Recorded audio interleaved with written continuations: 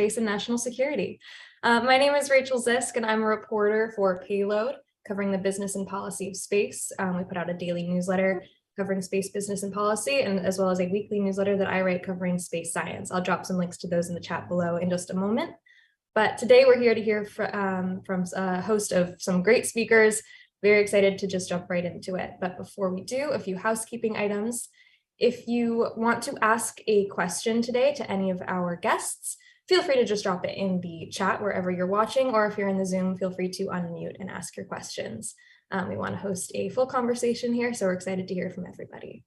And with that, we will jump right in. We have a very exciting first segment today, Coffee on the Moon with the Galaxis gal, Inara Tabir. Inara is a science communicator and aerospace connector. She's the president of the Multiplanetary Society and the executive director of Gaze in Space. Her work focuses on bridging the public and the industry to secure our future in space. Coffee on the Moon is our new monthly segment, and if you missed part 1 last month, you can find the recording of the live stream on any of F4F's social media channels. In this monthly segment, Inara will be holding interviews to discuss our monthly topic and how through this topic of reference we can work together to be a multiplanetary society. Inara, take it away and introduce us to today's guests you're interviewing. Thank you so much, Rachael. So first off, we have Richard Banduric. It is my pleasure to introduce Richard. He has been developing hardware and software for spacecraft for the last 20 years. He has worked on NASA and classified defense programs at Lockheed, JPL, United Launch Alliance, and Boeing. He has designed spacecraft subsystems for interplanetary missions, including Europa, Juno, and MRO, as well as classified NRO and Defense Department missions, including the Topaz, the Advanced Orion, and the Quasar series satellites. He is currently the primary researcher for the National Science Foundation, developing a next-generation propulsion system that doesn't need a propellant. Richard, what have you not done? Oh, I've done a lot in the space industry. So, yeah, and I guess to lead off that, yes, I've worked on a lot of classified programs before I started working my own company. And I originally started this company called Field Propulsion Technologies, originally to present my research to a classified conference called JANF, the Joint Army Navy NASA conference. So after I did that, after I formed the company, I did that presentation as data. I was contacted by DARPA. It says DARPA kind of indicated that they would give me a phase 1 fund, a grant to actually test some of these ideas that I had. So, and I actually started working on that at DARPA in 2019. And with the objective there is we wanted to validate the conditions where Maxwell's equations fail. Because what's happened since the 1900s is there's a lot of conditions that Maxwell's equations fail. And when they originally formulated the equations, nobody knew how to actually validate what these failures were, because we really didn't have the technology or the materials to do it.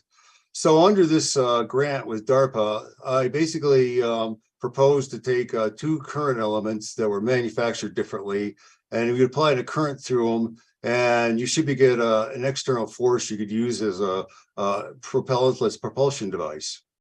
Now, for those at home who may not know, can you give us the basics of what Maxwell's equations entail? So Maxwell's equations basically do 2 things.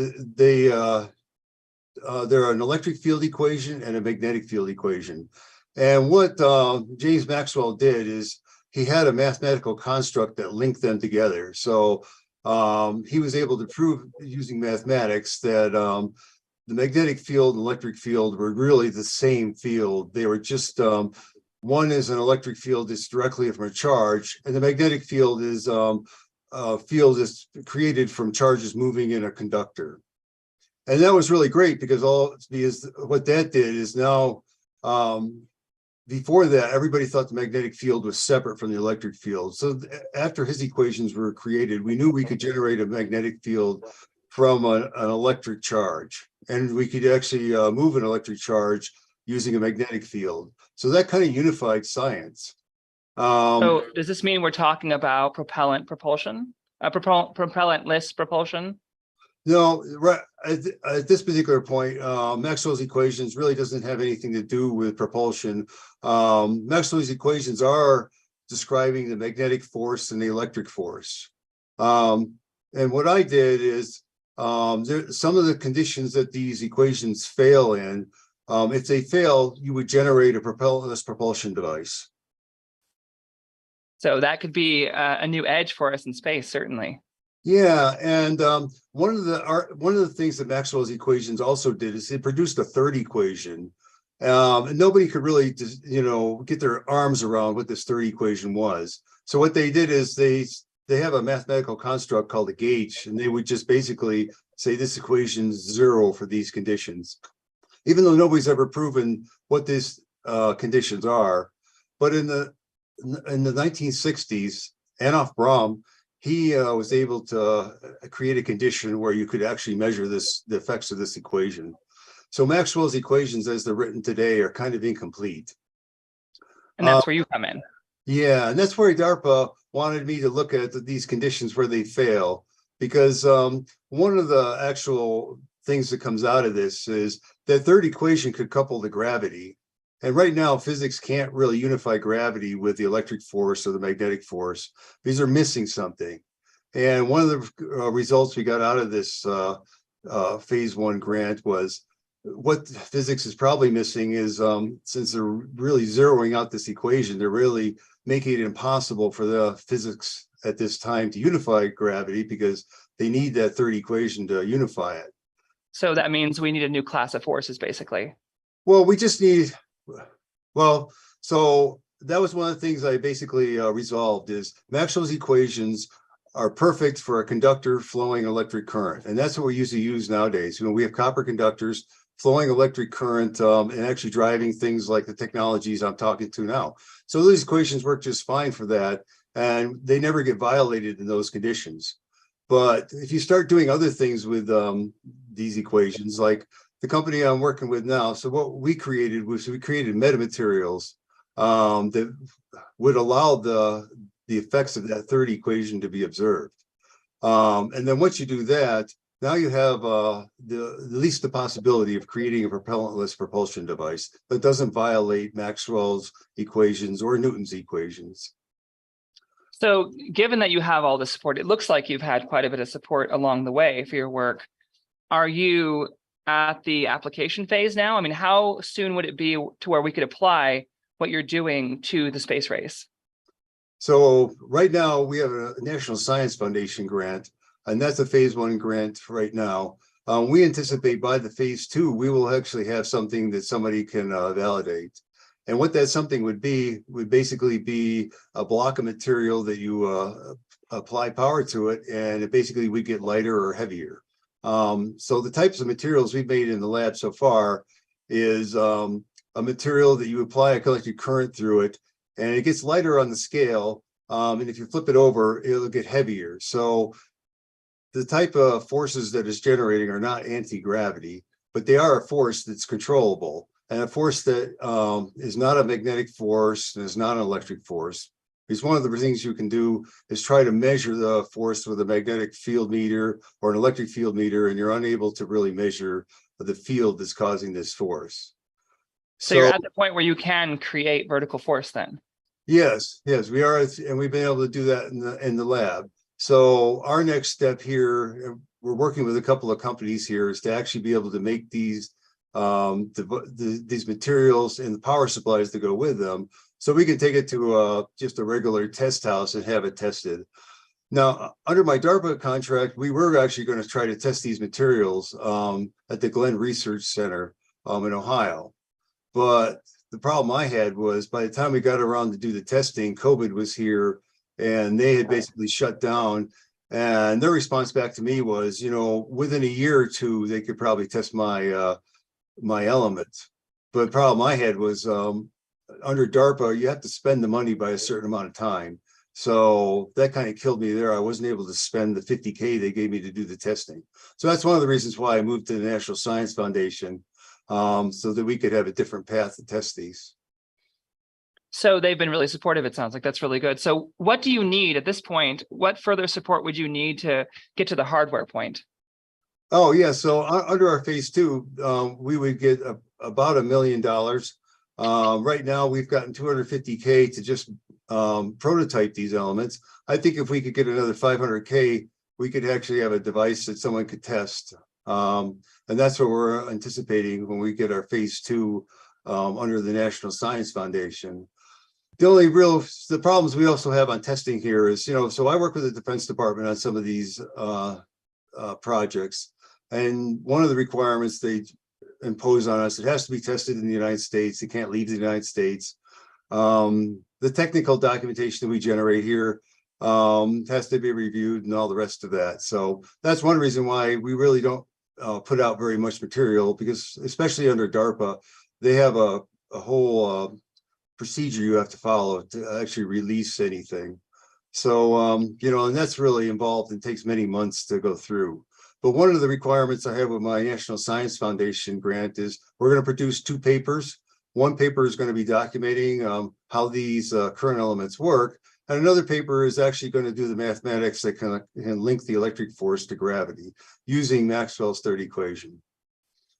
Now, I understand you're also working on a way to strengthen armor as well, right? Yeah, so, okay, so let me go back here a bit. So Maxwell's third equation, once you're able to generate it and you can observe effects from it, what it does when it goes through a composite conductor that we've been making, which is called a metamaterial, it'll generate a force inside this material that's either compressive or a tension. And then when it generates this force in the material, it also generates an external force on the material. So these materials that we're building have a number of applications. The first application is basically just to put an electric current through these materials and then observe an external force that you can use for propulsion. But another thing you can use is, so you can put a current through this material and now you can strengthen the material. So now say you had this material around an armor and it's really lightweight because this material is going to be made out of a ceramic. So you basically run the current through it and it puts a tension in there that's going to counteract any impactor coming in on this device.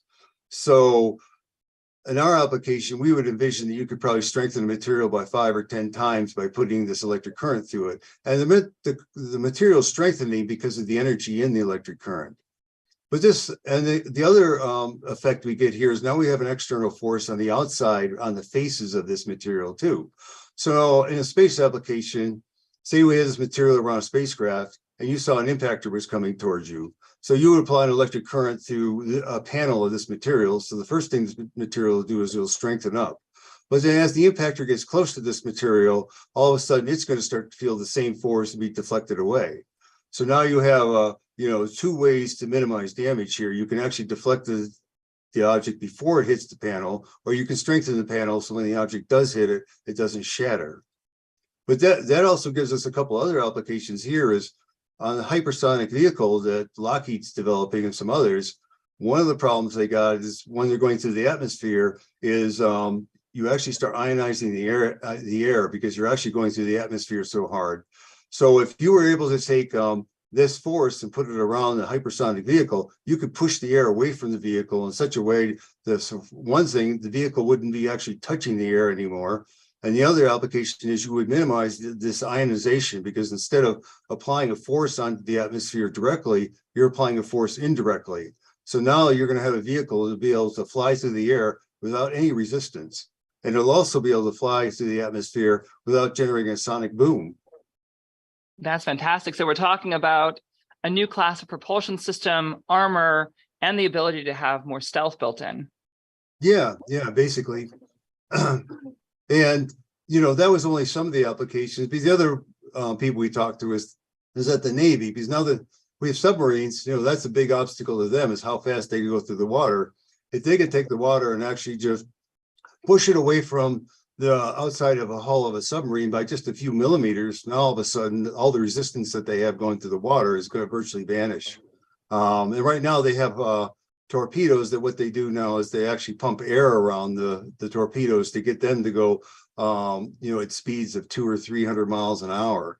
And Russia's are big on that. I'm not too sure if the US has, but now we would be able to do the same thing without using compressed air or having to actually surround the vehicle with some type of gas. We would just be putting this force around the vehicle, whatever it is, whether it be a submarine or, a projectile in the water. So given the immediacy of the need that we have to, take the high ground in space, are there like extreme barriers at the moment to implement your science across the board? Well, so one of the propellantless propulsion is basically looked down about pretty much everybody. One of the problems I did have working at DARPA was, I would go to a test house and they would say, okay, we have a time slot for you. And they'd come back and say, okay, what kind of gas do you need for it? And I'd be like, well, we don't need any gas. This is going to be just running on electricity. All we need to do is have you give us power. And a number of companies at that point said they didn't want to test it. So that was a big problem for me. And that's going to be a big problem today. So the type of forces that we're looking at these materials can produce are not micronewtons. We're looking at producing millinewtons to newtons of force. So our testing requirements are not really that stringent. The only thing we really require is to be in a vacuum and to have power. So that's going to be an obstacle we're going to have to actually address here in the next 6 months or so. That's why we'd like to get a partner. So besides the government partnerships, all of this is happening under the umbrella of Field Propulsion Technologies Incorporated, right? Yep. So given how you see your path laid out in front of you, where do you see Field Propulsion Technologies Incorporated in the next 10 years? I mean, are you the industry leader? Oh, yeah, we basically are. But so far, nobody else has been able to create a propellantless propulsion device that they've been able to validate. So a number of people are trying at this point. Sonny from NASA, he's working with a group that's trying to build a device like ours. And he has a phase 2 grant from NASA for his work. And we've basically been trying to direct our work more towards the defense area, because really, if the United States can have this type of technology in our defenses, that would be the technology that would allow us to defeat people like China. Because once you can be able to take an object into space without propellant, you could have an object fly around the atmosphere without having to worry about atmospheric resistance or ionization or generating a sonic boom. That gives you the weapon that could defeat our enemies.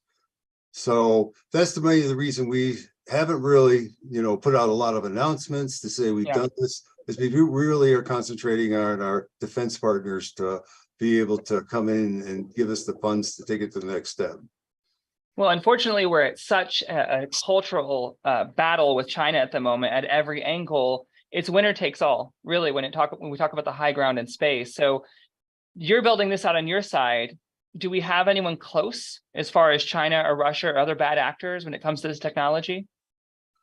Well, yeah. So no, I do not think China is aware of what we're working on. So that's one of the reasons why we try to keep a low profile, is so people like China is always looking for some new technology that they want to steal, and they're going to copy it. So we try to keep everything we're doing out of the, basically, off the internet, so people can just, search for it and actually look at it. But I'm not too sure about Russia. So I have worked with some people in Russia, and I get the impression that they've been actively working on this, and they might have something up their sleeves. They've had 2 satellites that went up there, Kronos 2491 and 2499, that went up there. Russia basically snuck those satellites up into orbit behind another payload. And we were able to figure out that they did that because all of a sudden these satellites started moving around on their own, and they were too small to have any propellant on board. So people got real interested in them, that they might have a working propellantless propulsion system. But the first one, 91, that blew up within a year. But the latest one, 99, has been in space now for over 10 years. It just recently blew up here in January. But that satellite has been able to maneuver from an orbit of less than 100 miles up to an orbit of 800 miles. And that satellite has basically just been trucking around to all these different points in space, because one of the things that countries like to do, or they really want to do, is they want to take their satellites and move them around their enemies' satellites. Like Russia wanted to take their little satellites and move them up by next to our satellites. And the things they want to do there then is take pictures and photograph them And the other trick that people do is, attach an explosive device to them. So when it comes time to take them out, all they got to do is push a button. And, it's kind of suspicious that 99 just blew up in this last month. There's kind of indications that somebody probably decided they had enough of it and they wanted to get rid of it, because when it did explode, they did end up putting a lot of debris in space, and that debris is not going to come out of orbit for another 100 years. So that's it's unfortunate. We're seeing this new theater of war, and not really that new, but it's becoming more of an issue, this theater of war in the satellite field. So we're seeing more dual usage satellites and weaponized satellites, and that's going to be a huge focus for Space Force, of course. Yeah. And, the United States has been doing a lot. We have a number of vehicles up there that are, trying to track the satellites, and then all these different techniques that I've been expressing, we've been doing for a long time. But then, we're starting to get to the point where I'm not allowed to discuss stuff like that. Yeah, makes sense. So I want to give some time. We have a few more minutes. Let's give everyone here some time to ask questions. I know there's probably a lot out there. If you're here with us in Zoom, feel free to unmute and ask directly. And if you have the option of putting it in the chat, we'll go ahead and read from the chat as well.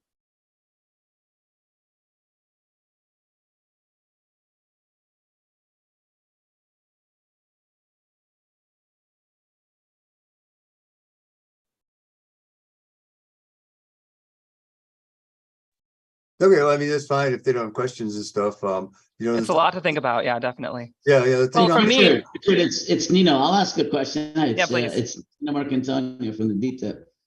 So how fast do you think we can get to Mars in the next 5 to 10 years? Like, given if we develop the technology in where you get the right backing and the right partners within the government that we're working on. Oh, well, so that's the problem right now, so it takes so long to get to Mars. The NASA is looking at funding nuclear rockets, and I don't know how nuclear rocket could take you to Mars within maybe 2 weeks, but now you're dealing with a very big system that you're going to basically have to bring a big payload there, because you're using nuclear fusion to be able to propel the rocket, or some other nuclear technology. But from our technology, we're using electricity. We should be able to match the performance characteristics of nuclear fusion that they're promoting. And our vehicle, instead of weighing millions of pounds, it's probably going to weigh just a few thousand pounds. And the advantage is we won't have to carry any propellant. And we should be able to get to Mars in the same type of time frame.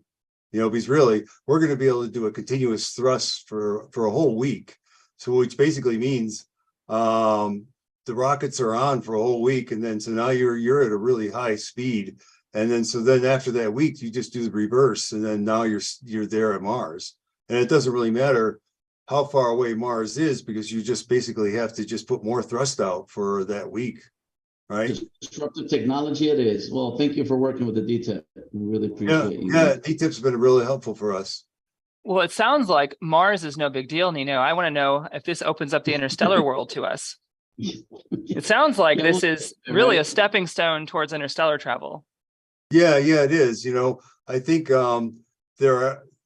this technology could be upgraded to the point where things like Star Trek are probably the warp drive. People are actually working on the warp drive, and because from the science point of view, that is possible. The big key we have right now is how do we modify the space-time metric. And I think that's where we have the advantage, is we think the Maxwell's third equation is the key that will allow you to modify the space-time metric.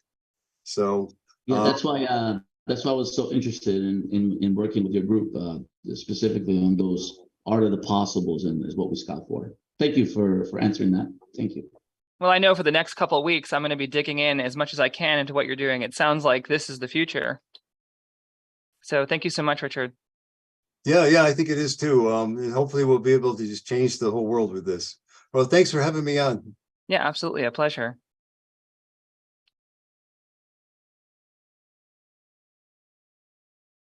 So Nino, do you want to take over? All right. So yeah, next up we have Nino Marcantonio from DTIP. I'm so excited you're here, Nino. I've been wanting to get you onto a show for a while. I love the stuff you're doing. Well, thank you. So real quickly, Go ahead. Let me just go through the official stuff. As a CEO and senior strategic tech advisor, Nino's role is to help via strategic consultancy, small defense businesses access innovation ecosystems within the Department of Defense, federal government intelligence agencies, and allies. He has an excellent track record in this area and has leveraged public and private partnerships throughout his company, Marcantonio Global. He has over 15 years of experience in the U.S. federal defense and homeland security mission space. Marcantonio Global co-founded the Defense Technology Innovation Program, DTIP, which aims to address critical shortfalls in the defense industrial base by accessing innovative technologies from non-traditional defense contractors and nonprofit research institutions. The DTIP is aligned with the National Defense Strategy and has been working with over 135 Defense Department programs led by OSD, Policy Executive Secretariat, and the intelligence community, bringing dozens of technologies for consideration by 1,000 plus senior decision makers. My goodness. And I work with you, so that's still a mouthful. Well, First of all, I know we want to dive into this DTIP, but I want to know how we get to a point where there is so much left off the official plate, and so we have to go to these other zones. So kind of walk the audience through, kind of set up the audience for the way that innovation is usually captured in official channels, and then how you're capturing it outside of those channels as well.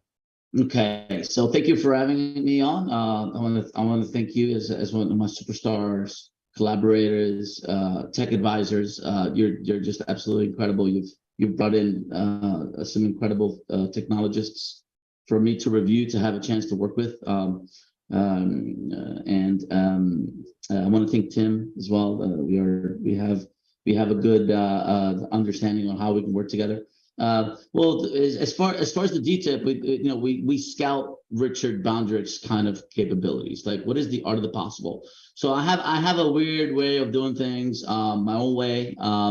Being a very social butterfly, like I can engage with people over the span of 20 minutes and having coffee with us and discussing revolutionary technologies potential. So I've learned to scale, assess, identify these kind of people. Really, the technology is kind of there. I'm just obsessive, and what we do is I was brought into the Pentagon in 2017 after being a little bit of a highway bandwidth, going from Department of Transportation to the VA to the SEC, Department of Homeland Security, doing business process reengineering and business process improvements using artificial intelligence.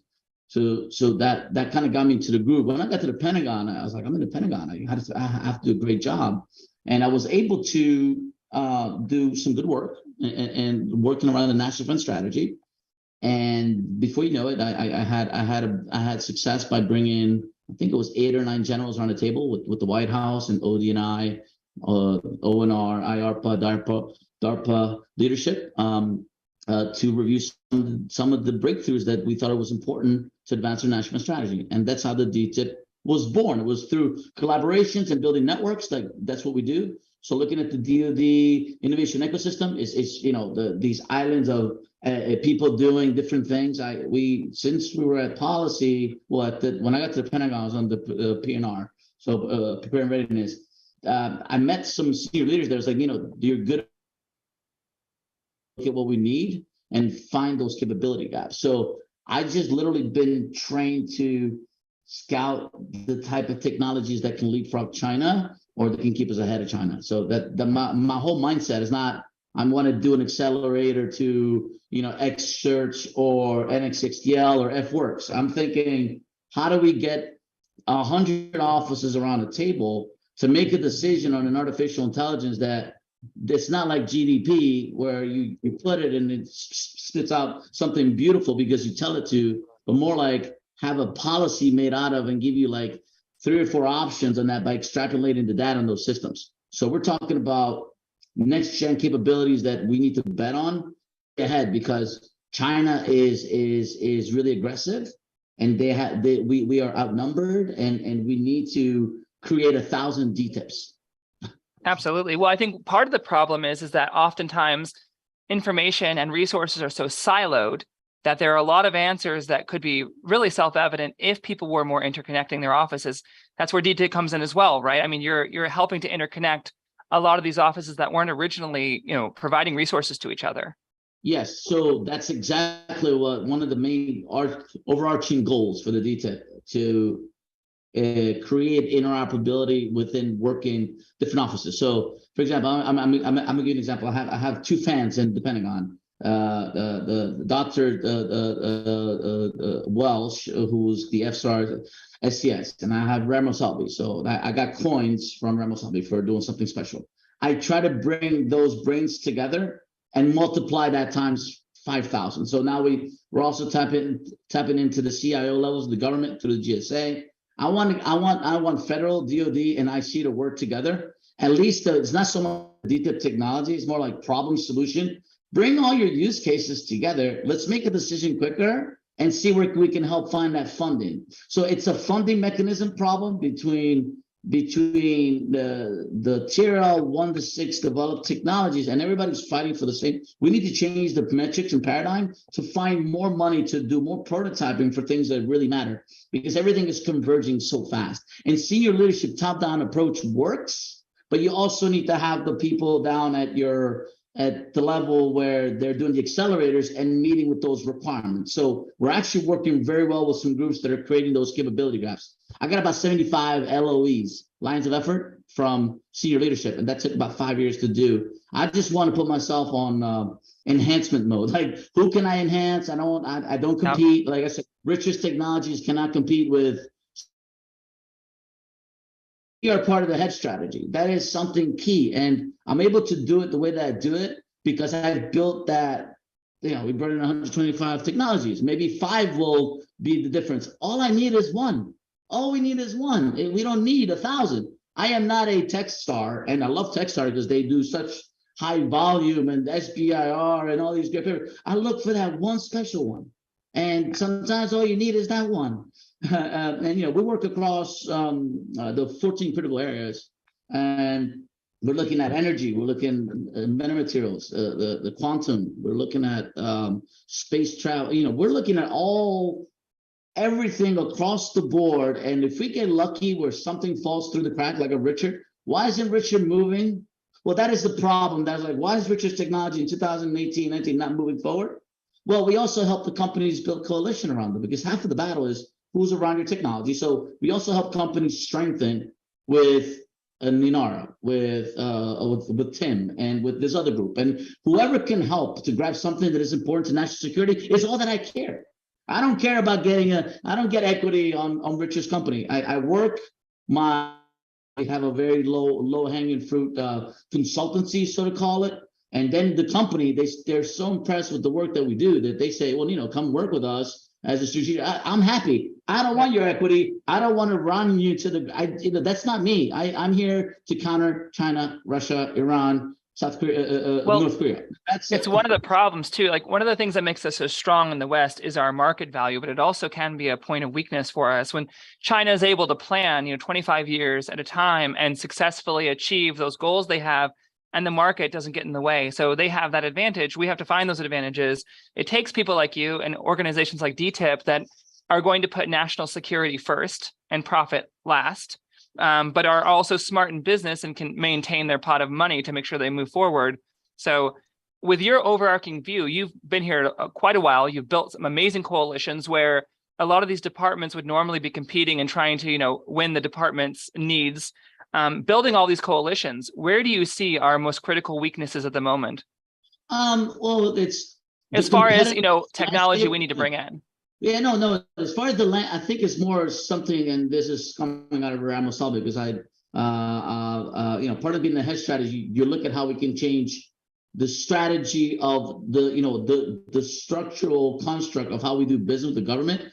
We need to unify a little bit and have more opportunity where we're not going chasing down for the same money, but create more opportunity for more companies. So the problem is exactly there. The competition is really healthy, but also we need to make sure that the competition really is competition. We can't start, like, for example, I'm looking at the whole ecosystem, and for example, in AI, and when you have certain types of AIs that are sent and that are reviewed by 6 SCSs, at the Office of Naval Research, I'm just giving an example, and they get sent out to certain groups on the other side at acquisition sustainment or whatever, at R&E on their SUE or whatever. and things go quiet. To me, where there's that quietness is where the problem is at. So I magnify where the problem is. Why is this technology? Because it's disruptive. So what are we going to do? We're going to work on forms that are going after a requirement, or we're trying to build a future requirement to advance national defense strategy. Inara, do you feel me? What I'm saying? Like when we have something disruptive, we need to have those special programs that pick it right up, and they've done so for some things. So yeah, I think. Well, I think it's all about trying to preempt where the weaknesses are going to be in the defense industrial base and creating policy ahead of time to not only shore up those holes, but to fill them before they even form. Absolutely. And that's something that being on their policy gave me a little bit of a cover. I really think that to follow on that, because there's turf wars, and these turf wars with technology, everybody's got their own friends. But the problem is the competitive edge needs to be where you have groups that make those decisions. The most beautiful thing that I've done is get those senior leaders come in. Once you get those senior leaders looking at it, at least they know about it. So they're like, okay, well, while we haven't, I've had a problem with one of the forums that we collaborated with. We brought in technology that was so far advanced with one of our partners. I think it was an Israeli company or Norwegian. And a retired general had a presentation before ours. And ours were so far more advanced than that. That was a problem that we created. And I didn't get called to the forum for a while. So I'm like, sorry.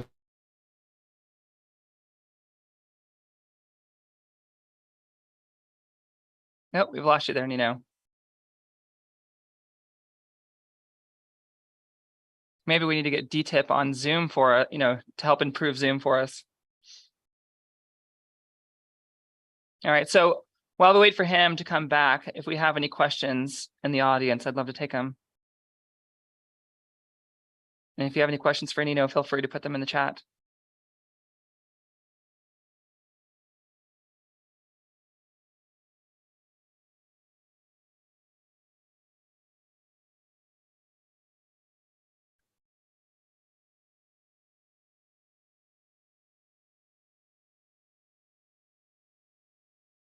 All right, so Tim, while we're waiting to get him back, I wanted to ask you a question.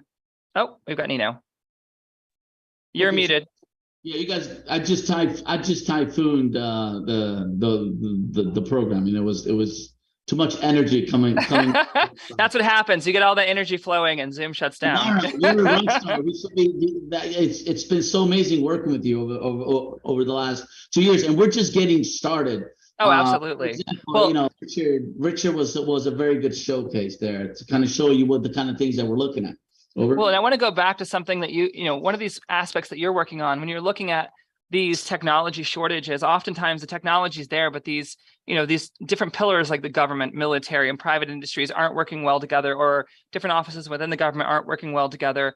Something I love about Foundation for the Future is this idea of the public-private partnership. When I was first talking to Tim, I thought this was really the pathway forward. We need that kind of cooperation where the market can provide plenty of competition, plenty of funding, but then we can also have the safety nets and the right sort of motivations for how the technology is implemented. Having looked at it, how do you feel about Foundation for the Future and what they're doing as far as building those cooperations? It's actually exactly what we need. The innovation ecosystem as a service is something that we will talk about and develop. We have right now we're in a phase of the DTIP where we want to operate it as a decentralized organization, right? So we want to basically build networks, and what better than working with Tim, with Inara, and just multiply that effect where we're able to grab all the technologies globally that are developing and really look ahead. And because we've gotten a little bit sloppy over the years where sometimes if we don't give the government this right situational awareness, we probably have the next 5-10 years to make sure that our programs and the way that we're doing the public-private partnership is exactly this way. And Tim's group and Inara's group and the DTIP working together is going to be the secret, because we're going to find the convergence of what they say that say if ONR or FRL or NASA is developing this technology, the National Science Foundation, and I'm able to grab it and we bring it into a forum like this, and we're able to find them funding, we're able to drive them fast forward. That's going to be the difference, because the Chinese are doing it and they're being sly about it, and they're going to kick our ass in 10 years, and we don't want that. So we want to keep staying ahead of that. And the secret is our public-private partnership, Inara. the secret is these bridges. There was a specific time when I sat down with 4 senior leaders at the DASA level. Mr. Amadeo, was Dr. Russi, Frank DiGiovanni, and I think Gertz. Anyways, when you're sitting with these guys, they understand the importance of the networks. And look, there's NSYNC, and there's a ton that they're doing. I'm just an enhancer. I'm a small guy at policy that's making noise between acquisition and sustainment, policy, and research engineering. And I'm like poking at the bears, that everybody's got their own. But we're like a necessary public-private partnership to show what, when people that have this kind of perseverance and all this other stuff, that's what we need. Like we need to be persistent. I went to the NASA folks. I had 9 AOs at NASA, the presentation on the DTIP. Like the year when we started, I had the audacity to go there and say, I'm going to grab your best technologies. I'm going to throw them into the Pentagon. I mean, I'm like a small guy with, I'm just telling them, I was like, I want your best stuff and we got to get it out. In fact, one of them was successful. I did that. So, that was kind of like my pat on the back, quietly, and wow, oof, right? Thank God we did it. But that's the whole thing. It's being bold on what we do and staying humble, but persistent, because China's everywhere. Well, it's about being nimble too. I think one of the problems, we look at China's strategy. They've infiltrated education, they've infiltrated Hollywood, they've infiltrated various industries within the country itself. They're nimble. They're able to have this overarching view and interconnect parts. So I think DTIP is obviously this great counterbalance. A lot of what I think is necessary and what you're doing is looking, you have an overarching view, you know how the pieces fit together. Oftentimes, this is the issue, is that companies, organizations, players on the stage, they don't realize that they're critical in certain areas. And so they don't know how they fit into this national defense strategy. So for DTIP, talk to me about that role that you play in advising. Once you identify these missing pieces, once you identify this technology, how do you advise? What's the pathway where you take them from having this technology and being siloed to understanding where they fit into that overarching roadmap for national defense? Okay, perfect. So, perfect example, like fuel propulsion technology came in with, with that breakthrough, with that potential. What I did is I grabbed all my experience, and I worked with Richard very closely. So I became his advisor, and I presented him with multiple places where he could tackle his use cases. So what we also do for the Pentagon, we try to create that future requirement by working with the technology itself. Not necessarily a dual use technology, which is perfect. We want the dual use, buy it, it's going to advance us quickly, so we don't have to develop it. But we also looking at the type of things that if they're developed, problem, solution, use case, and here's my secret. I work with people that are a lot smarter than me, that are scientists. So by the time we filter, I'll have like probably about 20 iterations in a 3-month period to grab onto and create use cases that Richard had no idea. I mean, even Richard, who's a genius, is like, oh my God, we can do that? Because I grabbed the people from the Navy and said, think about this. So we use really, it's not about, the AI is going to really, help us big time in these things, but it's the human assets that come, the Inaras of the world. If you look at it, you're going to say, well, here's a use case that you didn't think about it. Well, if I multiply you as a strategic alliance member of the DTIP, and I do this across like the groups, with Tim, and Tim has another 50 scientists that take a look at it. If we do it smartly and efficiently through a forum, what's going to happen? Basically, a council of SMEs. Yeah, we built what? We built a future requirement. Thomas Van Hare was my partner, and God bless his soul. He's giving me a lot of wings. He showed me a lot of things. He went his way. He's doing his own thing now. For his own reasons. He taught me a lot. He taught me how to see things from different perspectives. I started bringing technologies together. Richard, work with this guy. Aaron, work with this guy. Now I'm working different angles to bring in different technologies. I was at the National Science Foundation, and with Richard for their boot camp, to find their beachhead. I grabbed 6 of the technologies. By the way, you have to get a hold of Anna Brady at the National Science Foundation. She wants to do the whole space odyssey and collaborate in space energy. So that's a person. I've learned when you say I need to contact somebody that's my next priority. That goes on my calendar that week. so sorry, I lost my train of thought. I was thinking of Anna, but I grabbed 3 or 4 technologies there at the phase 1. I just threw them into my vortex. I was like, you guys go here, here, here. Like in a span of 1 forum, I was able to tell them to go here, here, here to look for letters of support, phase 2 opportunities. I mean, that's just like natural for me. That's just like what I do all day, right? So if we do Nino times 100, can you imagine where our national security will be in 5 years? Of course, I don't have money attached to my program, but senior leadership can go find it. Absolutely. So right now we're at the phase where we're year 3 or 4. We've done a lot of past performances. We could probably start going after some of the other transactions, consortium, stuff like that, which is fine. But if you probably noticed that I started highlighting a little bit of Marcantonio Global more because we need to monetize a little bit more. But I'm happy with what we do. But I work really hard for getting this far, Inara, and you know that it's not easy. Well, it's not like people give us millions of dollars to do things. So we have to be smart, work in collaboration, profit shares, and that's it. It's not a secret, but we were able to make an impact. The most important thing is impact on our national security. Well, and you're trying to make an impact. When you're trying to make an impact, culture eats strategy for breakfast every day of the week. And you've done the work. You've done the work to build out the culture and the interconnections. Talk to me about what the next steps are. And we obviously DTIP is nimble. It has the proven work behind it, and it has the patriotic center that's so vital.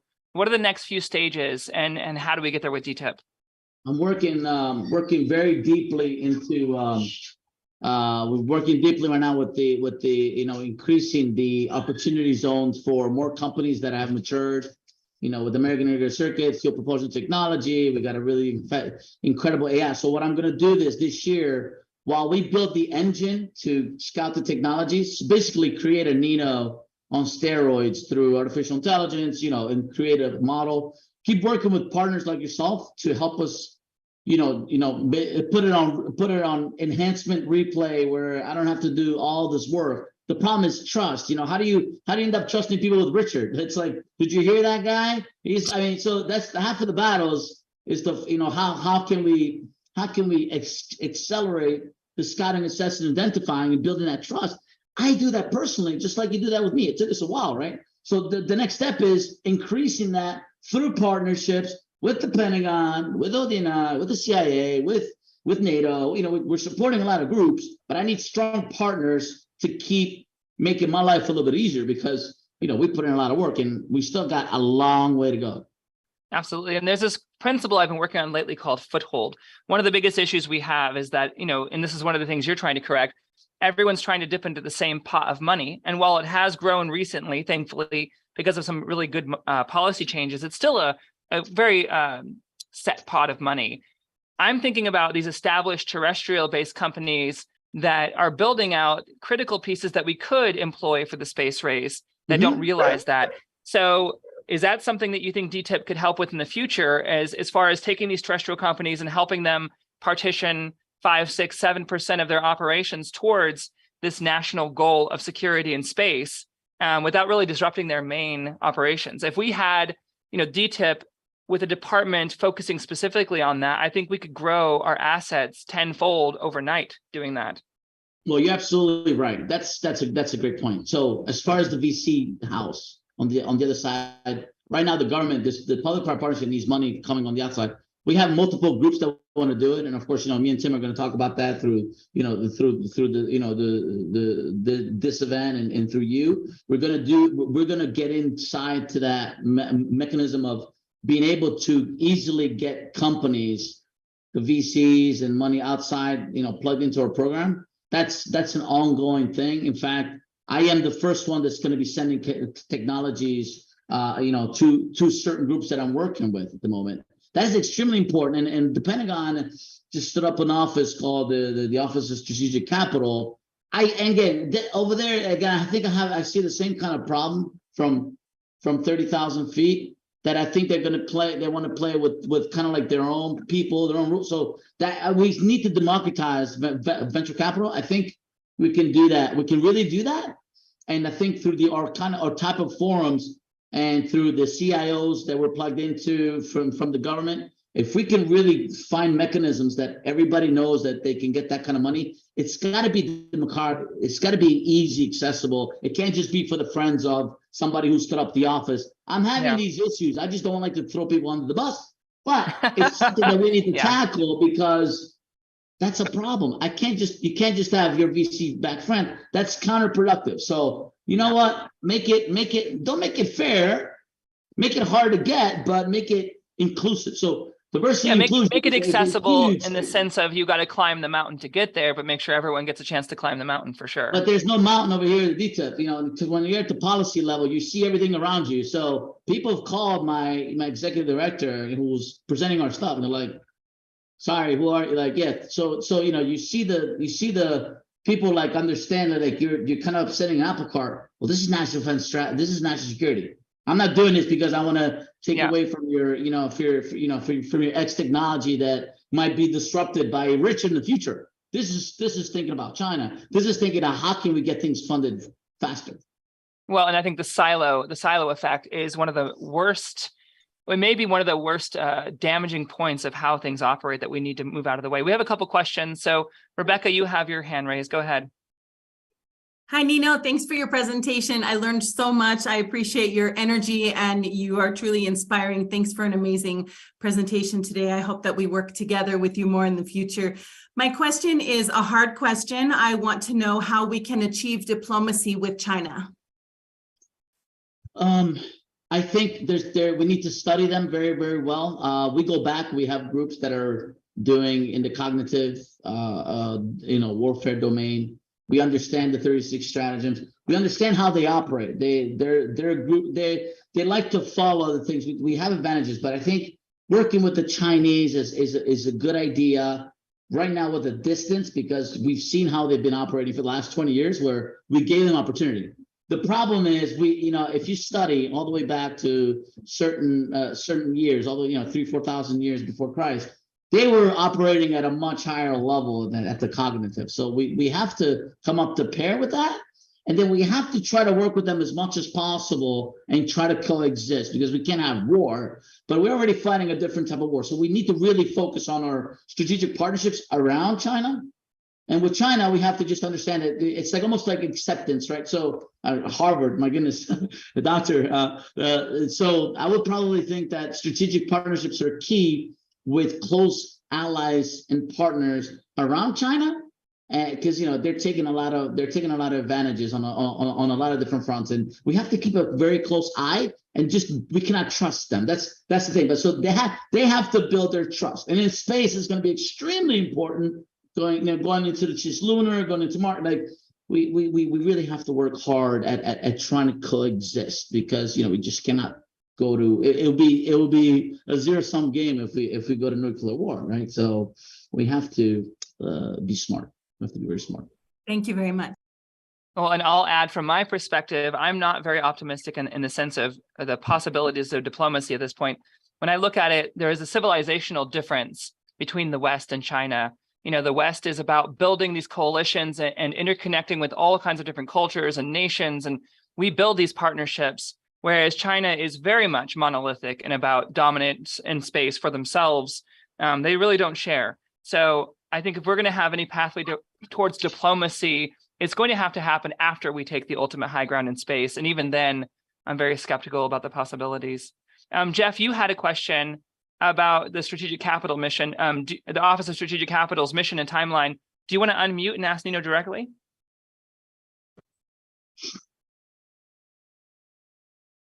Yeah, good morning. I'm just wondering generally to learn more about the Office of Strategic Capital. I've heard a little bit and watched the announcement, but haven't heard much about it, not as much as I was expecting to or hoping to. So I was wondering if you can expand on what they're sorry, is that it? Okay. So Office of Strategic Capital is directed by the Office of Secretary of Defense CTO. So it's under Heidi Su. And it's an office where they're basically like F works. They have the same exact concept, but they're bringing it at a higher level under the OSD component. So the OSD component is kind of trying to tell everybody how to do it, but it's really like the things that they set up as the Naval X, F works is the same kind of concept where you're bringing in money through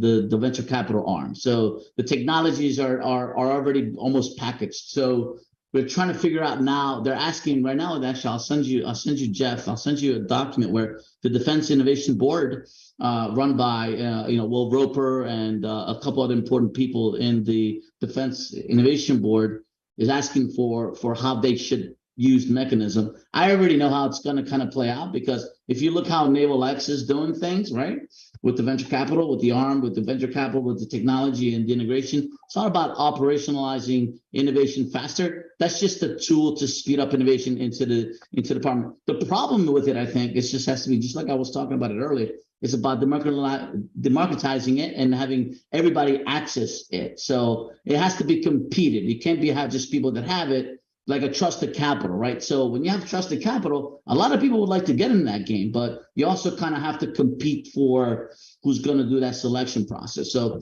that's work in progress. Jeff, I'll make sure that you give me my email, so I'll send you that direct request from the DIB, and you can go in and give your 2 cents on how you see that working for the Pentagon. Thanks. All right, well, that's all the time we have today. Nino, thank you so much. And please post your LinkedIn and any websites you want people to follow you on in the chat, because I have a feeling there's going to be quite a bit of interest here. Well, thank you very much for everything. I want to thank the group, and I will bring you again. Thank you, because last time we grabbed one of your technologies, Nebula, and I'm working with Michael over the last 3 weeks. We already threw him at European Command and Space Systems Command, and a lot more. So thank you. Step You by guys step. are incredible. Yeah. So thank you so much for having me, and I'll keep enhancing your mission. Thank you, Inara, for everything you do. Rachel. Yeah, likewise. Yes, thank you so much, Inara, for that wonderful Coffee on the Moon segment, as always. And thank you to Richard and Nino for coming on the show today.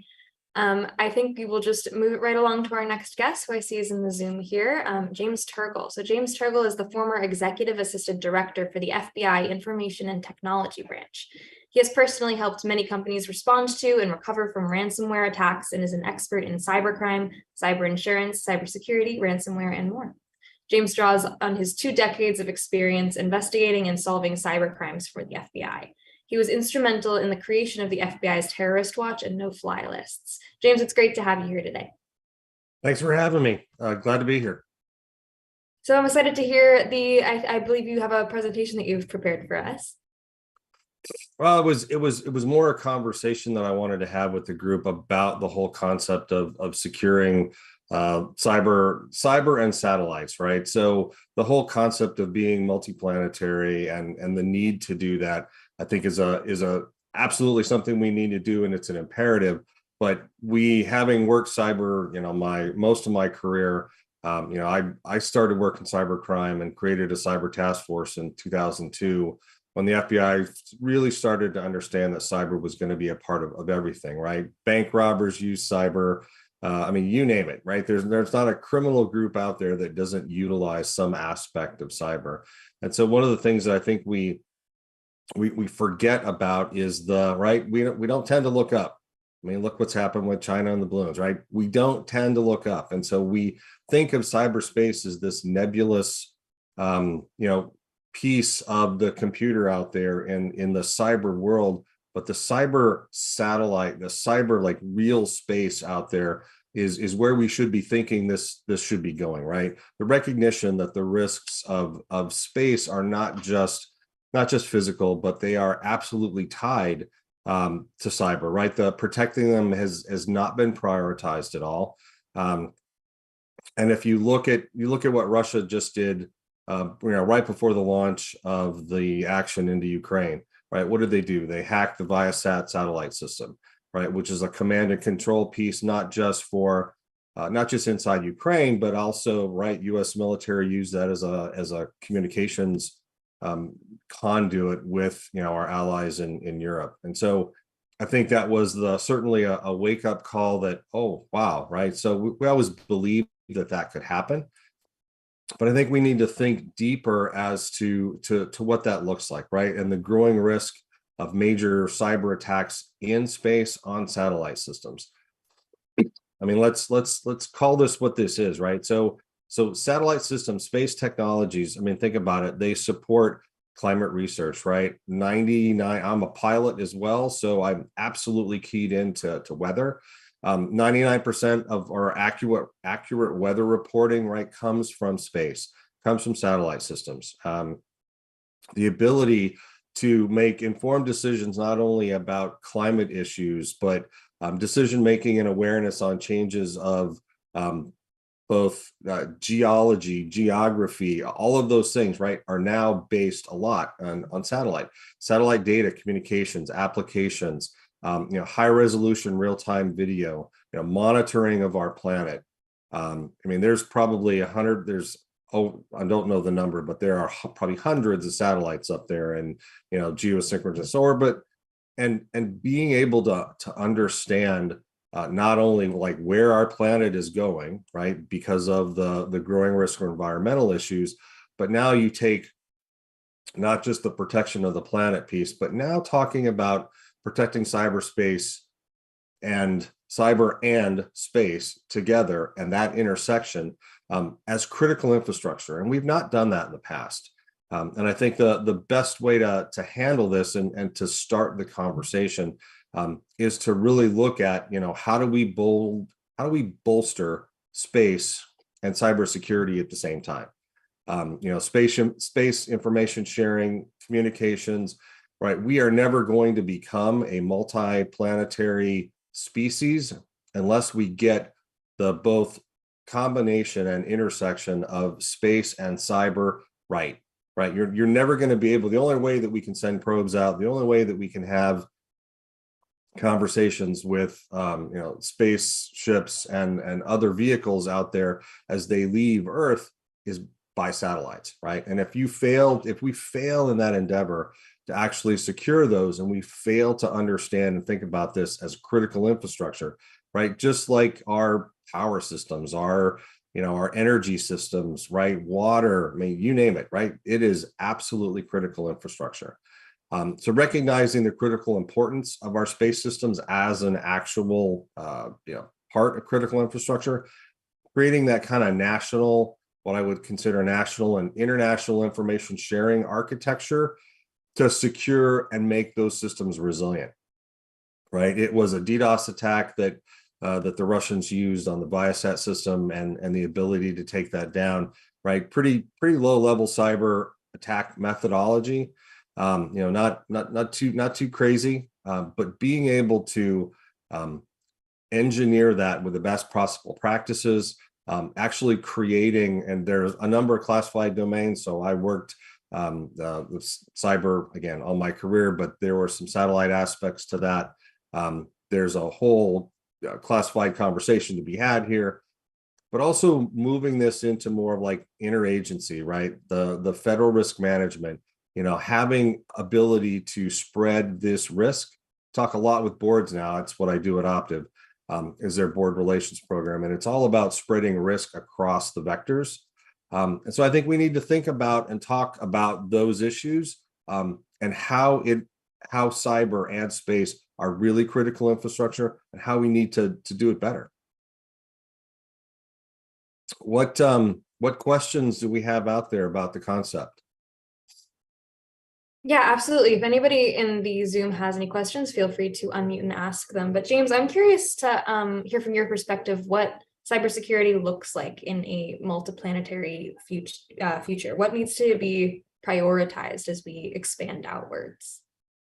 So lessons learned from how we really do it poorly here, right? So, our systems, when I became the CIO of the FBI, which was my final position, the FBI had been a 108-year-old organization.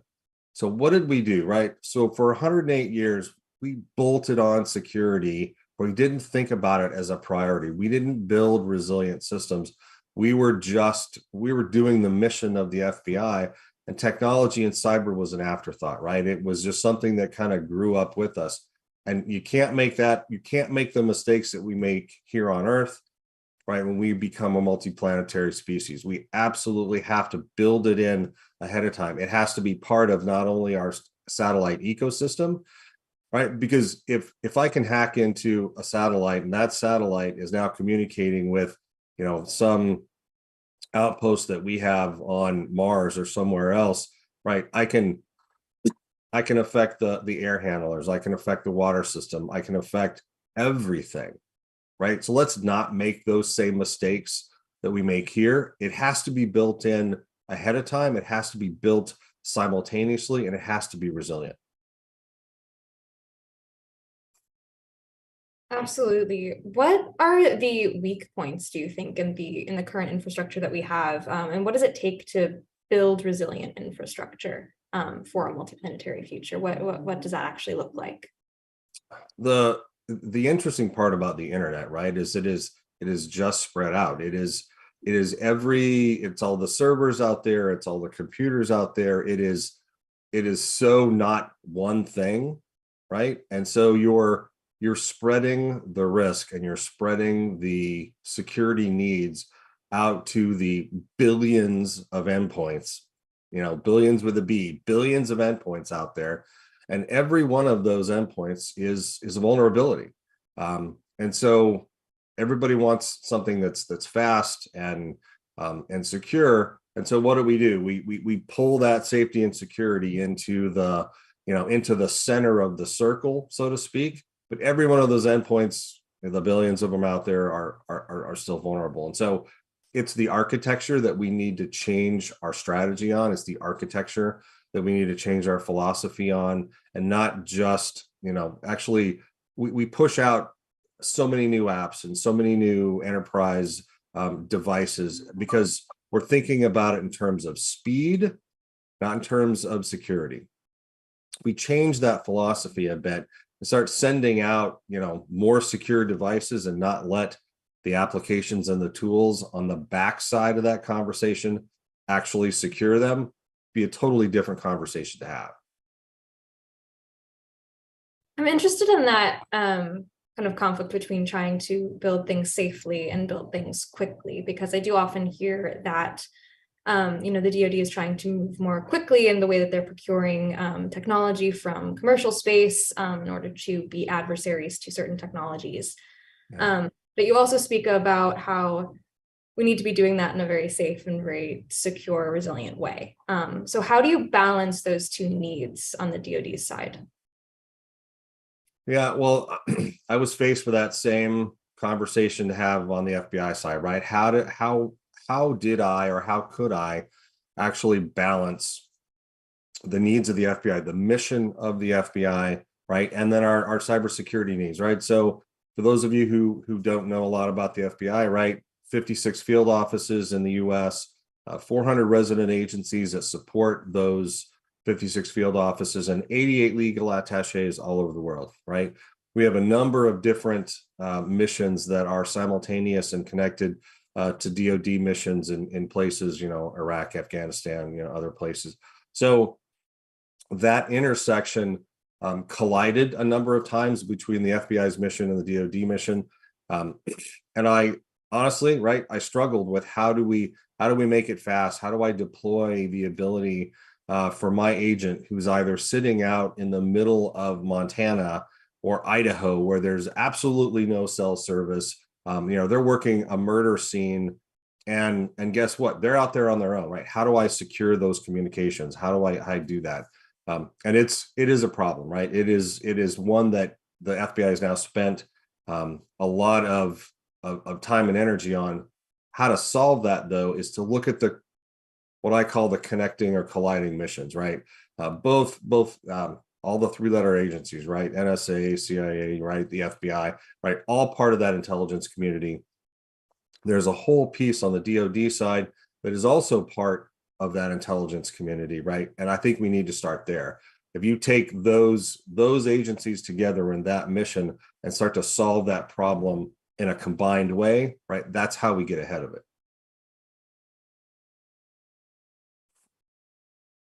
How do you think building a decentralized architecture in space contributes to that goal? I know that the SDA is working on a decentralized architecture rather than having this kind of more traditional standardized or centralized architecture in space. How does that bolster national security? Well, right. If we have right now, it's what I talked about earlier, right? We have this centralized security where we just bolt on things to the outside, and every endpoint, all the billions of endpoints are still vulnerable because we don't control them. If you create the larger decentralized hubs and secure them ahead of time, those decentralized hubs now become your endpoints, right? They now become the billions of endpoints out there that are built with security that you absolutely control, as opposed to the billions of devices that you will never have access to, right? And so I completely agree with that concept. Sure. Are there any emerging technologies? I know that there are things like optical communications that are meant to make communication from space to Earth more secure. Are there any other technologies that you've heard of that you think need to be pushed forward more in order to ensure that we have a safer, more secure space architecture? So, actually emerging, applications or tools. No, I'm not familiar with any of those. Because guess what? Those change every day, right? Every company, Optiv we have probably 400, 500, 600 partners out there that are constantly evolving their technology every day. And so one of the strategy problems I think we find ourselves in, and certainly our clients find ourselves in, is they're rushing to the next tool. They're rushing to the next software update. They're rushing to the next, all right, what is that silver bullet? What is that piece of technology that's going to solve all of my problems? And guess what? That doesn't exist, right? And I don't believe it's going to, based upon, again, how we look at our architecture and how we design these systems. And so I don't think the answer is really the emerging technology. I think it's our emerging strategy and architecture, because then guess what? Based upon where you're at, what your mission is, where you find yourself, then you can select from this suite of tools and applications out there that really do help you secure yourself, right? Because there's tons of them, but it's the square peg round hole thing, right? So not every solution is going to be the solution for your ecosystem, depending upon how you built it, right? Not every solution out there, and I looked at a ton of them as the CIO of the Bureau, right? But I had to design our strategy and our future architecture based upon my current ecosystem. Sure, makes total sense. I'm curious also from your position as CIO of the FBI, working with ransomware attacks and issues in cybersecurity. I'm curious to hear from your perspective where you think that space company satellite operators tend to go wrong when they're designing their cybersecurity systems. What have you seen in your experience that stands out as a red flag to you? So one of the most frightening things, especially about so ransomware groups out there, especially the Russian and Chinese proxy groups, there's probably a list of, I think it's about 25 known vulnerabilities out there in various software packages and various types of tools and apps. And guess what? We still, for some reason, use a large number of those actual applications and tools that have known vulnerabilities. And you have companies out there that are not the more mature companies that understand it and have closed those gaps and vulnerabilities. But you cannot look at this cyber connected world now without thinking about it in all of the concentric circles of risk, right? So what is your second level, third level, fourth level? We talk about third party risk all the time. Right. Gone are the days where it's just third party risk. We're talking fourth party, fifth party. We are so interconnected that if any one of those fourth, fifth, sixth level organizations actually are utilizing even these basic tools and applications out there that still have known vulnerabilities, and I see it every day, right? They're just not as mature. They don't have the individuals with the skill set to actually go look up, hey, what are those known 25 vulnerabilities that are still out there that are still being compromised? And so the whole concentric risk piece is the problem, right? And so if you can absolutely start to secure your circle of that concentric risk group.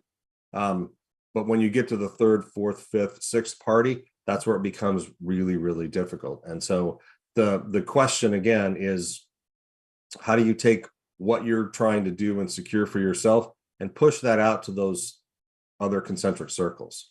Because that's where more of the risk lies, because you control your world, right? I controlled the FBI ecosystem, right? And we did everything we could to secure that.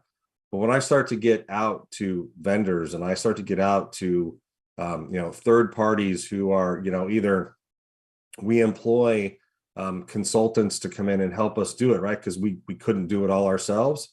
That's where the vulnerability lies. It's interesting in the current space economy that we have. It's still fairly new, growing very quickly. And now these kind of smaller, newer companies are becoming very important to national defense and the national space architecture and system. How it seems like it would be a fairly labor and time and expensive initiative to have to go through all of these individual vendors that are now providing services to the DoD or even to like amongst themselves. How do you suggest that companies address those expenses? How can you leverage the resources that you have to make sure that you are addressing these concerns in the right ways?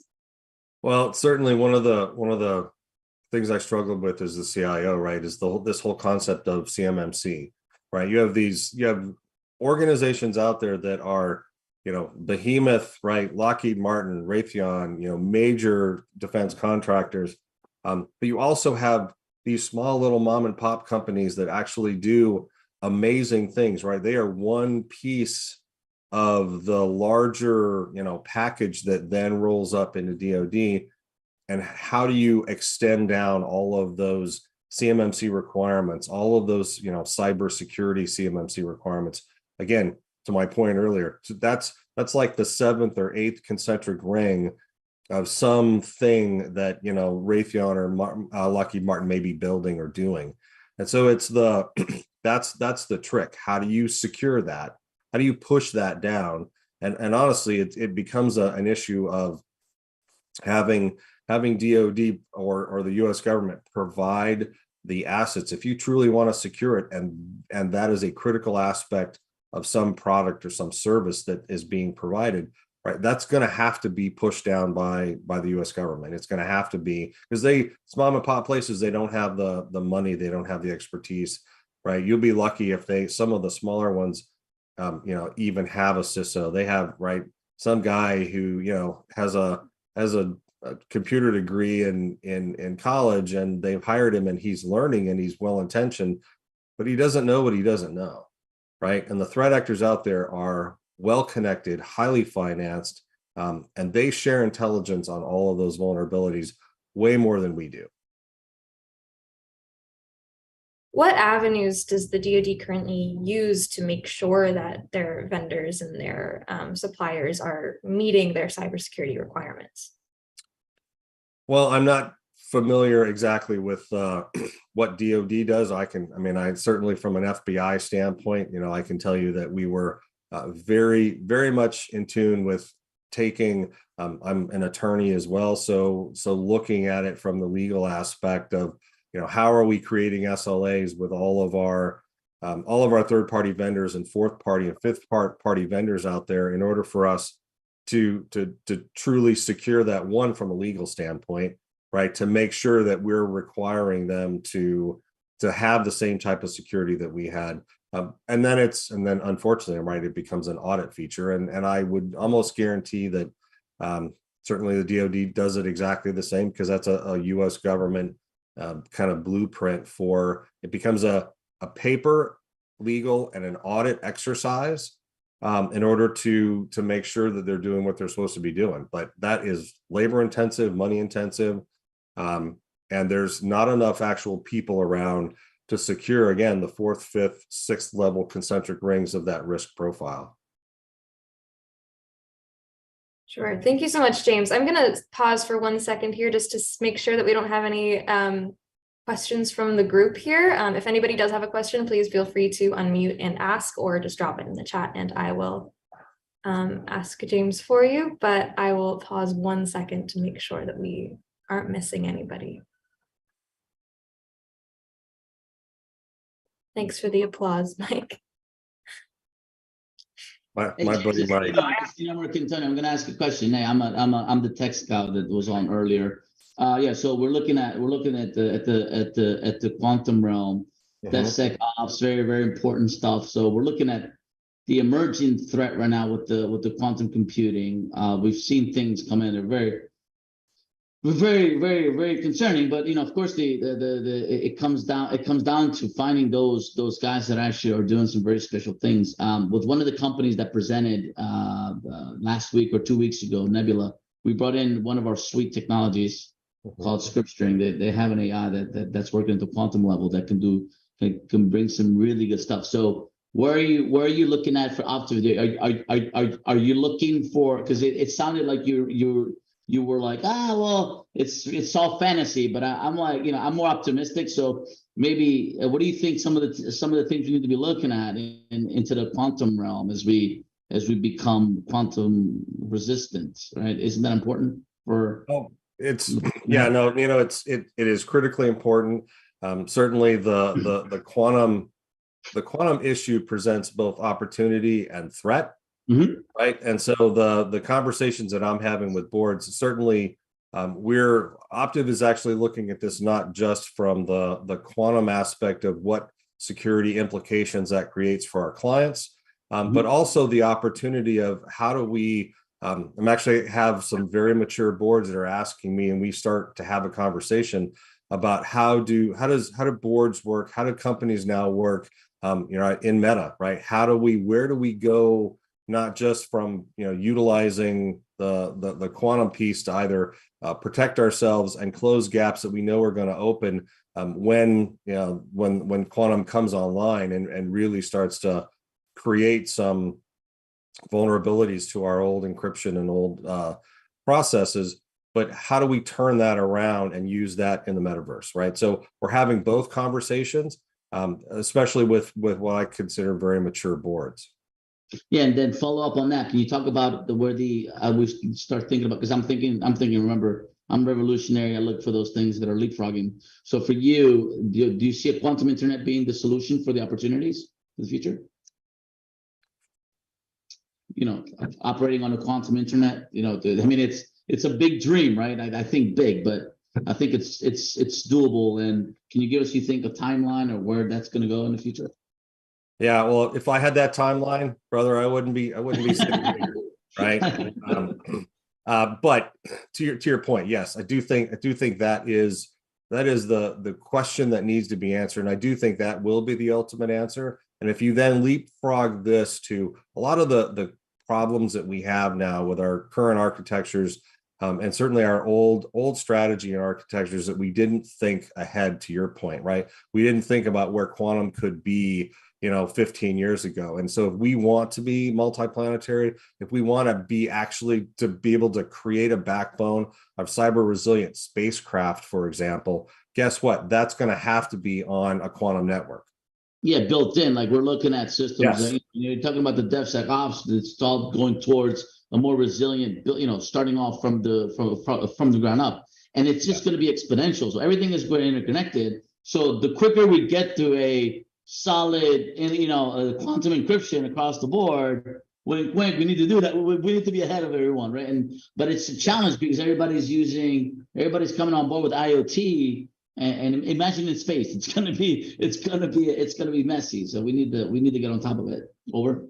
Yeah, no, absolutely. But look at IoT. Look at the companies that I meet with every day, especially manufacturing and others that utilize IoT, and you've got organizations that are just bolting these things on because, right, they make it quicker, they make better decisions, right? They're accelerating their business processes and making them more efficient, but they're not more secure, right? Absolutely. And so if you're right, and that's the problem. And then to build on that, if we absolutely eventually have, and we need to have the quantum internet piece, but it has to be both ground-based and space-based, right? You cannot have one without the other.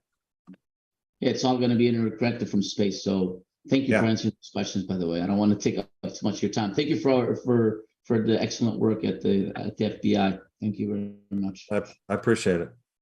Yeah, thank you, Nino. And I think we're going to take one last question from Inara before we move on to our next speaker. Hello, my name is Dharma, and I want to be a CIA agent when I grow up. Do you have any advice for me? Absolutely, right. I used to be the head of HR for the FBI as well. So you need languages, you need language skills, really good, like 4+ language skills, reading, writing, the ability with multiple languages, and the ability to understand the psychology of why people do the things that they do. If you want to be a case officer, I have a lot of friends who are agency case officers. Those are critical skills. What kind of languages should I learn? Depends on what you're interested in, right? Look at the threat actors out there in the world, right? So Chinese, Mandarin, all the different dialects. Certainly, the Middle Eastern dialects are also very, very good to have as well. Thank you so much for your time. You're welcome. All right, thank you so much for that question. And thank you so much, James, for joining the conversation today. It's been a pleasure to have you.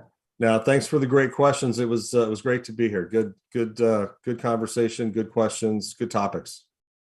Yeah, great. And if you wanted to get in contact with anybody after the call here, if you wanted to drop your email or LinkedIn or anything in the chat below, that would be great. No pressure, but it's been lovely to have you. Great. Thanks for the great questions, Rachel. Of course. Thank you. And with that, we will move on to our next speaker, Severin Blenkush. Severin Blenkush is a 27-year-old Air Force veteran whose career culminated in Director of Contracting for Air Mobility Command. He commanded 3 organizations, held multiple unlimited contracting officer warrants for both the Air Force and NRO, and deployed to Iraq twice. Upon retirement, he served as an assistant vice president at the St. Louis Federal Reserve Bank, and then at the Space Force's Space Rapid Capabilities Office as the contracting technical director. Severin is currently a managing partner at Space Advisory Group. Hi, Severin. It's great to have you. Oh, you're muted. Sorry, Severin, would you just unmute for me? I can't hear you. That would be very helpful. Apologies. So yeah, thank you for the opportunity. And yeah, I'm not 27 years old. I was in the Air Force for 27 years. So. Oh, nice. I misspoke. No, 27-year Air Force veteran. It makes it kind of funny, but yeah, long time. Yes, welcome. It's great to have you on the stream today. I'm curious to hear what you have to share with us.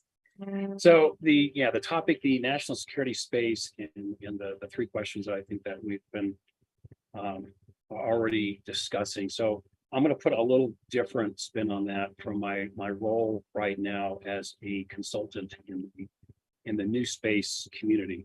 So I'd like to start a little bit first by kind of unpacking what that national security space looks like and kind of means to me, to give our audience a frame of reference for where I'm coming from. So first of all, the three basic things, that the national security interests. So what are our nation's national security interests when it comes to space? So I think kind of the obvious ones and things that folks will immediately come to mind are Earth observation type things. Everyone loves a good picture of what's going on. And that can be used for defense type purposes. It can be used for climate type purposes. So definitely part of our national security. The other one that comes to mind immediately is communications, whether that be internet, whether that be satellite phones, whether that be your satellite TV kind of thing. So definitely an integral part of how our country operates. Third one that most folks, or you may or may not consider, is the precision navigation and timing. So your GPS signals. I think the folks kind of underestimate the power of GPS and all of the functionality that enables. So the second part of that national space architecture, or national space strategy, is building an architecture that is resilient. So resilient meaning, if one item fails, you don't lose the service. So that we've got some players in the world right now who have demonstrated the ability and the desire to render some of those capabilities inoperable. So that we need to make sure that the capabilities that we as both civil and military come to rely on are there when we need to want them. And the third avenue of the national space or national security space is then leading a responsible and peaceful use of space. So I think that again, going back to some players in the world right now have demonstrated the will and the capability to deny space, and keeping space open for all is in my opinion going to require some aspect of deterrence. Deterrence can be seen as both defense and offense. So let's not be naive to the fact that space is now a place where warfare is going to be conducted. So that's part of it. So what then with respect to this national security space is my involvement. As I said earlier, I'm a consultant for new space companies, and I help them translate their capabilities into government speak. I work with them to obtain the research and development dollars that the government is putting into developing that technology, and also promoting the dual use of a lot of that technology. Dual use meaning that the military can take advantage of certain aspects of it. Civilian applications are also going to be served. So in that capacity, so what am I trying to influence with national security space? So obviously the demand signal from the government is important.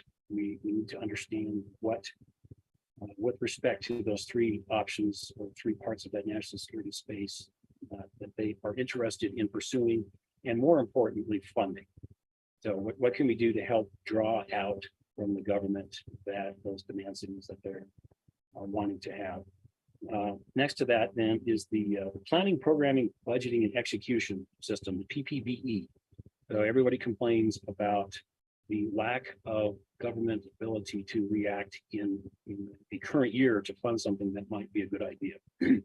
So that they've got a big committee right now trying to influence how the Congress is able to allocate money towards different space priorities as they emerge, and not have to wait 3 years for the funding to catch up to that. And the next one is the requirements process. So how can we as a nation, and particularly DoD, because DoD controls most of the space architecture, how can we go from a need to actually trying to get that in a quicker manner? Again, just kind of like the planning and budgeting, our requirements process is a bit lengthy and a bit antiquated in a time where technology is changing and threats are changing a lot faster than we are able to adapt to that. So those three things are pretty high level. So I'm not here to tell you that I am going to be able to influence those on a daily basis. So what can I do to help influence that? And with the acquisition experience I've got and the understanding of the space community, I help these startup companies and companies with great ideas socialize that with government customers and end users. So if we are able to enlighten the requirement side of the house to what's out there right now, but also what's the realm of possible. So I think that we are able to highly influence the folks who are making the decisions on what that architecture looks like, what those latest and greatest capabilities need to be. With that background, I'll stop for a second, Rachel, and see if you've got any questions. And then I have a couple of thoughts on the multiplanetary society and how does this help us now, and why should we care? Yeah, absolutely. I think from your perspective, you have an interesting perspective as an advisor to new space companies trying to navigate the maze that is the DoD and supplying for the government. So I'm curious what challenges that you've seen for companies who are trying to break into this government procurement space. and in the sense of preparing their technology to secure requirements. Sure. A lot of these companies, they have great ideas and they don't know how to match that to an actual requirement. They think that just because they have discovered something that is amazing, everybody's going to think it's amazing and everybody is going to want to give them money for it. And maybe they've not quite thoroughly thought through the use case of what might actually be required of that product or service. Sure, makes sense. I also do want to remind the group here that if you have any questions throughout this presentation for Severin, feel free to drop them in the chat or raise your hand and you can hop on the microphone and speak. But that's great. I think, so what else was it that you were going to kind of discuss with respect to multiplanetary society? Yeah, I mean, so how does that make us an interplanetary society? Mm-hmm. So, okay, so first I talked about needing to protect space and the access to space. So I'm not super technical on the aspects of getting into deep space, but I do understand that the moon plays an important part of potentially, you know, using the gravitational pull there to help slingshot out. So if and I'm going to call the Chinese out right now, they are not friendly players. And they've demonstrated, you know, in the South China Sea that they are willing to stake claim to areas. So what if, for example, they were able to stake claim to the moon or certain orbits around the moon because they were there first, they claimed. So we don't want that to happen. So by protecting that access to space, we are then going to enable the infrastructure that is required, you know, whether that be, you know, fuel depots in orbit around the moon or harvesting propellant from the moon to enable that type of transportation, you know, particularly to Mars. Probably going to be our first step, but having that infrastructure in place is definitely going to be key to being that interplanetary population that you know we explore. We like to challenge and do things that, you know, stretch the bounds of where we've been before. So I think that's going to be a really important part. And the technology that we're helping develop is going to be a key factor in establishing that infrastructure, that highway, space highway that will enable all the travel. Sure. I'm curious, Severin, do you believe that there is a way for the US and Western nations to coexist with China as we push outward to the moon, to Mars, potentially to beyond that? Or do you think it's going to have to be a case of one or the other that's to push outward? Oh, we can certainly coexist. I mean, you know, the US interaction with the Soviet Union and the Russians with the International Space Station for years is a demonstration that on certain areas we can not agree, but then on many other areas we can. So I absolutely think we can. It's going to take some tough talk, and it's going to take a lot of talk. What's different about the relationship between the US and Russia in space versus the relationship between the US and China in space? So the the US and the Russians started out as, you know, competimates in the space race, and I think the competimente softened a bit at the end of the Cold War, where we realized that the interests in space, I think, were aligned. Right now, the power competition between China and the US does not necessarily allow as much of a competitive environment that we saw post-Cold War. Sure, it makes sense. I know that you mentioned earlier that we can't be naive about the fact that the space domain could eventually become a theater of war, or is currently in some ways a theater of war. Can you tell us a little bit more about what you mean by that and how new space companies can navigate that kind of contentious environment?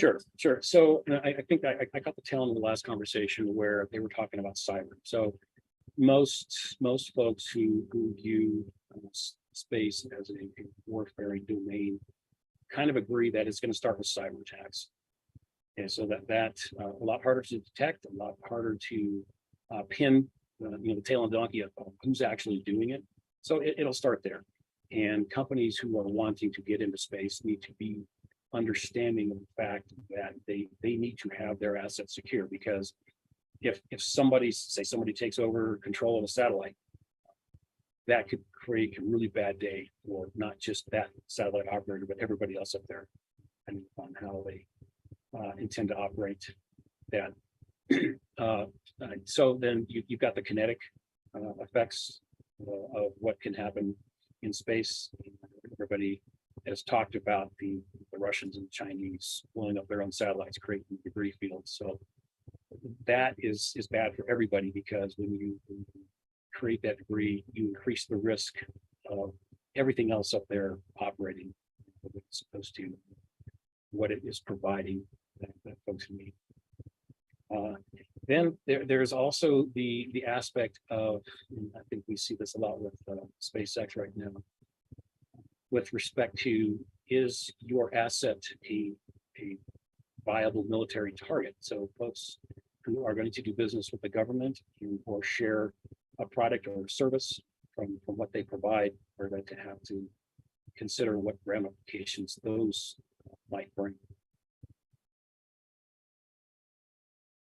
Do you find that in the conversations that you have with companies who are trying to build for LEO or for other applications in new space, that these cybersecurity and kinetic threats are top of mind, or are people more excited to kind of just push out and deploy this technology and think about the ramifications for security later on? How do you think that the mindset is in this space? The majority of the mindset that I encounter is that cybersecurity is kind of an afterthought. It's not the going in proposition that I have to have a secure system. It's, hey, I've got some really cool technology that's going to do X, Y, and Z, and cyber is generally an afterthought.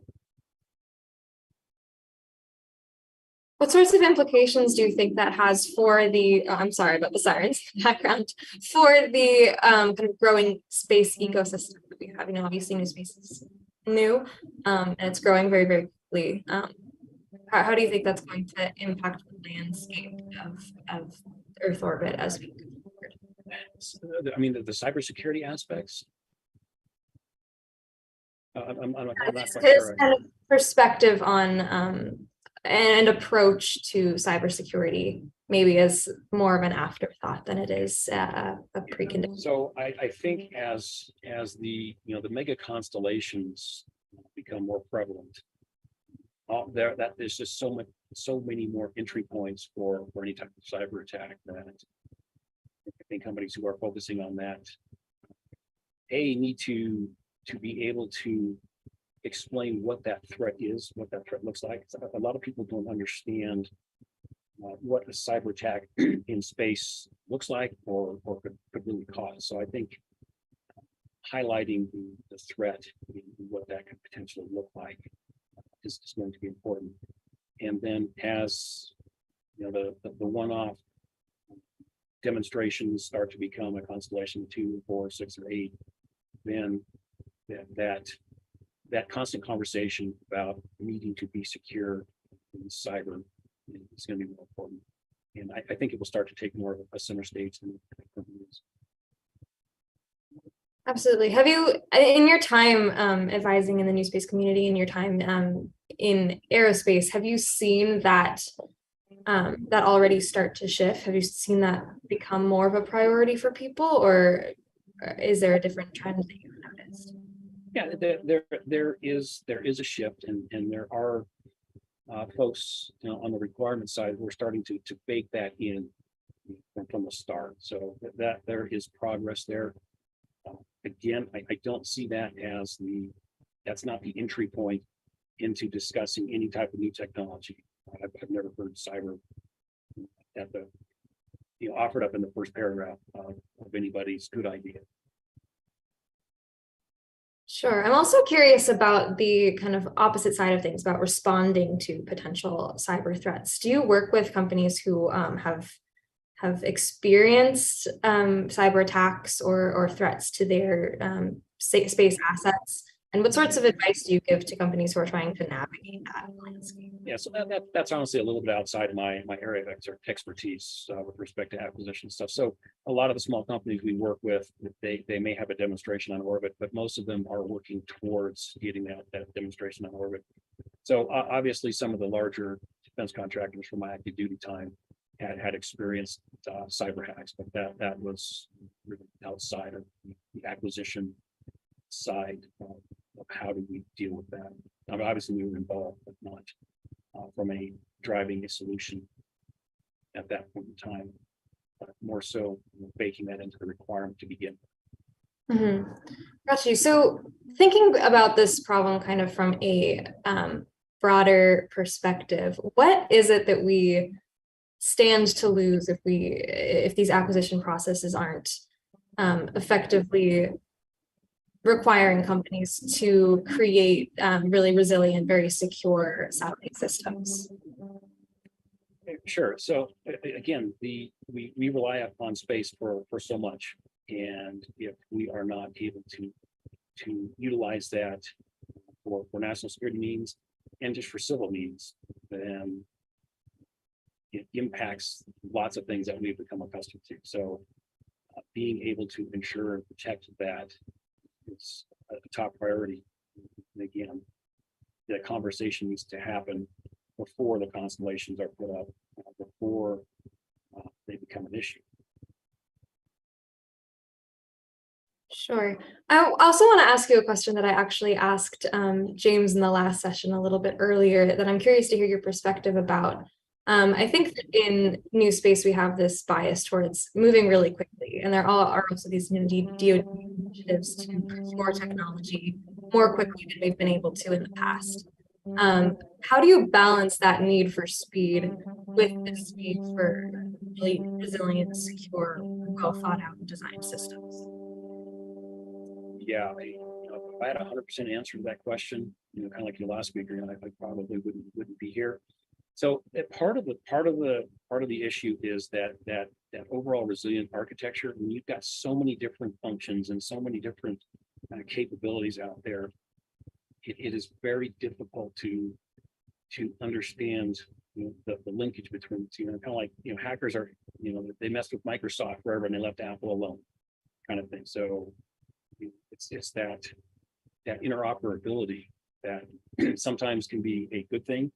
If you can hack one, but you can't hack the other, but then interoperability is not going to help build that architecture and that infrastructure that we're going to need to be really efficient.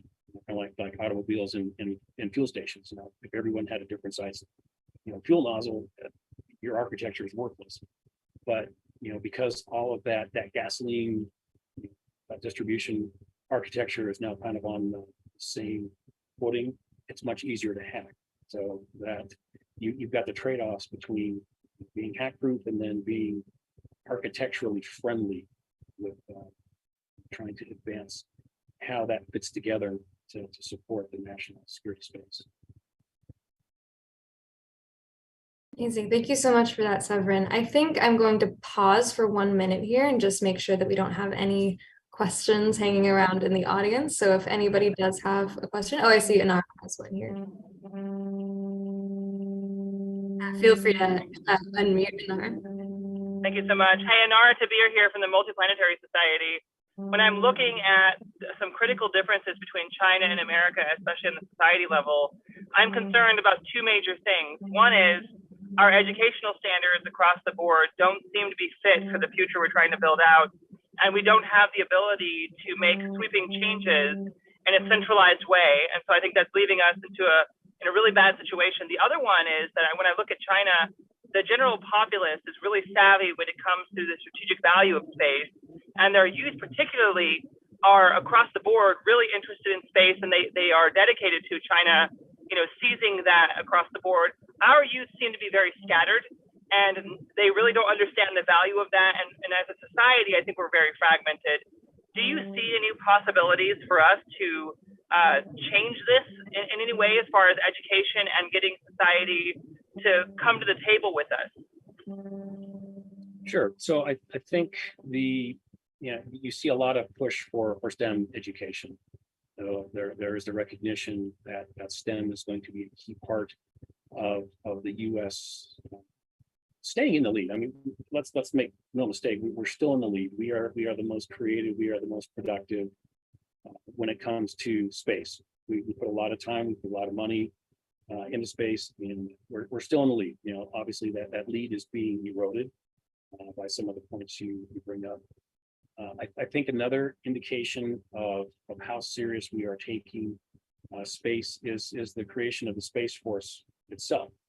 So I mean, that has been something that's been discussed since the 90s. So it's not a, hey, we just overnight came up with the Space Force, but I think the realization that it is it's a warfighting domain, and the importance of that domain to our civil and military success, standing up that force is definitely an indication of how seriously we take it. And you know, it's motivating some folks that might not have wanted to serve in traditional forces to maybe say, oh, Space Force, that sounds kind of cool. That sounds like something you know, I could definitely take an interest in.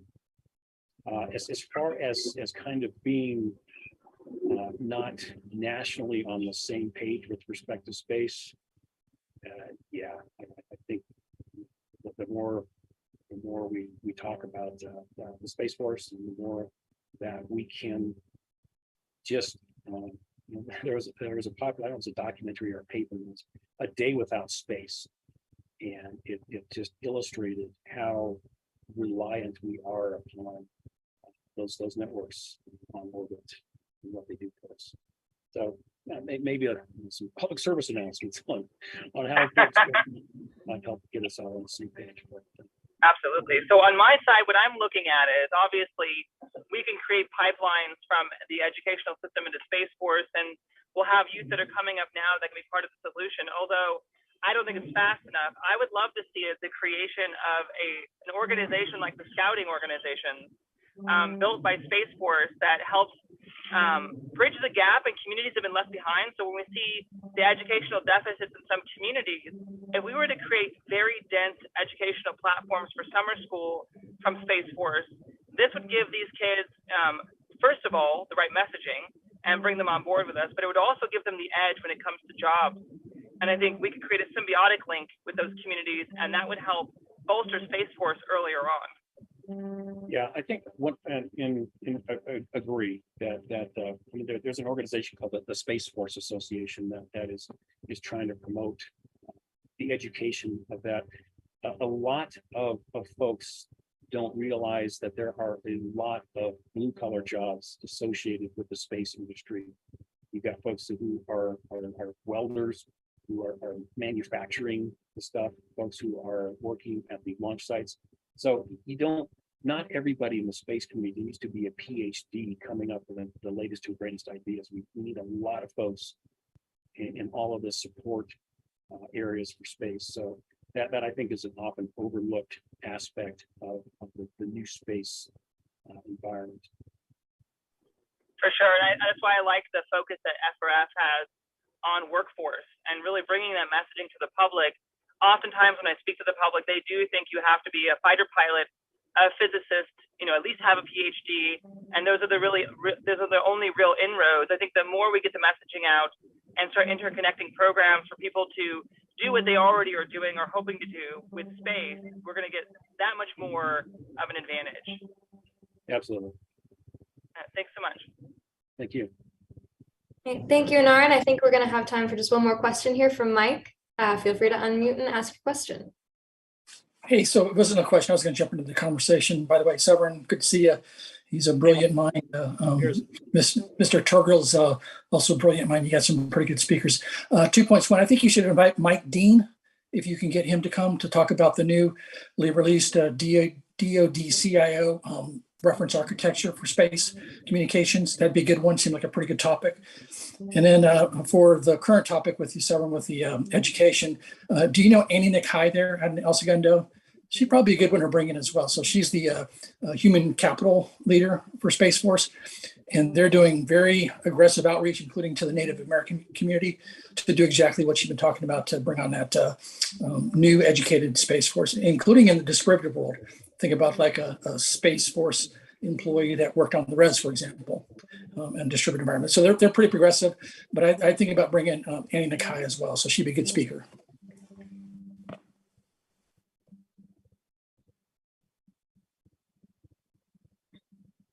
All right. And with that, everybody, thank you so much for joining. Severin, thank you so much for speaking today. It's been great to have you. Thanks, Rachel. All right. And I think that we will wrap it up for today. Join us next week to continue the conversation on Tuesday, February 21st at 10 a.m. Eastern. And with that, goodbye, everybody, and have a lovely rest of your Valentine's Day. Bye.